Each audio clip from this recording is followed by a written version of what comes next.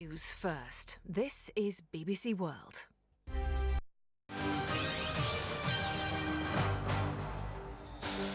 Mazda pulls out of the red, but rising costs may just send it reversing. And the dispute between the European Union and China in the textile industry has resulted in added duties. How are fashion designers taking it? Thanks for joining us, everyone. You're watching the Thursday edition of the Asia Business Report live on BBC World. It's the 2nd of November, 2006. I'm Rico Hizon.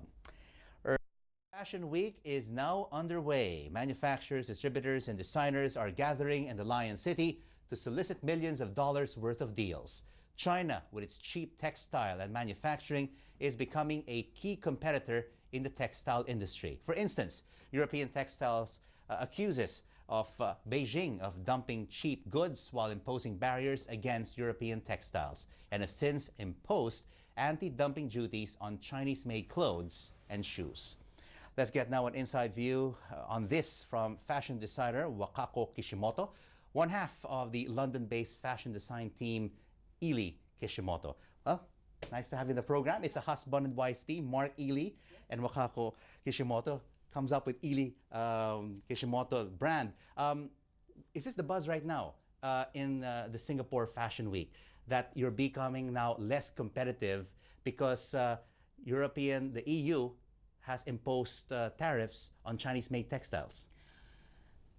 That issue is not something that we can all ignore. However, it's not something that's going to take over the fashion industry just yet. Okay, the bigger manufacturer must be facing the bigger problem than designer ourselves. I think we are here promoting Asian fashion, more international, etc., especially within the Asian community. We are here to promote young talent. Therefore, that kind of the problem of the Chinese textiles, it's something that we all have to learn together. But the most important thing is a kind of creative talent. But the imposition of these duties happened so quickly over the, a span of a year. Has it affected in your business in any way at the moment? When it first came, everybody was so unprepared. It came unexpectedly, although there was a certain kind of notice, but it was something unworkable time limit when it first came. So that kind of put us in a little bit of a dilemma. So everyone's adjusting at the moment on how to deal with this with these duties. Yes, yeah. I believe that will kind of settle, you know, spending a little bit more time. You're into the niche fashion design market in Europe. You have manufacturing facilities in the UK, France, and Bulgaria. How are you basically making your way into Asia? We're making our way to Asia.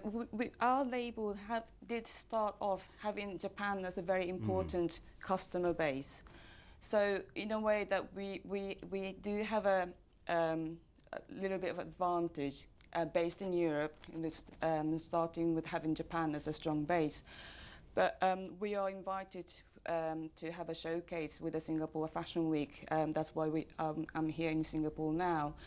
And what are your plans going forward in terms of expansion out of the UK and Japan?